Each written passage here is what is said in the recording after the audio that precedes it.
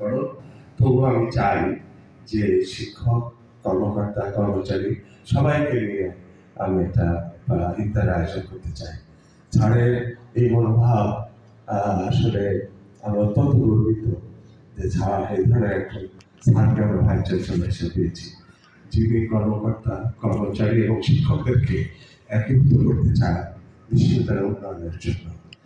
যারা তাদের যার যার যে ক্ষেত্রগুলো আছে সেই ক্ষেত্রগুলোতে যাতে তারা সঠিকভাবে দায়িত্ব পালন করতে পারে, সেখানে একটি পরিবেশ তৈরি করার জন্য স্যার সর্বোচ্চ প্রচেষ্টা চালিয়ে যাচ্ছে। আমি আপনাদের সামনে স্যারকে এই জন্য ধন্যবাদ জানাচ্ছি। আর আমি আপনাদের সামনে একটি কোরআনের আয়াত তেলাওয়াত করেছি। আপনারা এই আয়াতটি অনেকেই জানেন। সেটি হচ্ছে যে আল্লাহ রাব্বুল আলামিন ইমানদারদেরকে ডেকে বলছেন যে তোমাদের উপরে রোজাকে ফরজ করা হলো এবং তোমাদের পূর্ববর্তী যারা উম্মত ছিল তাদের উপরেও ফরজ করা হয়েছিল, যাতে করে তোমরা সংযমী, তাকওয়া সম্পন্ন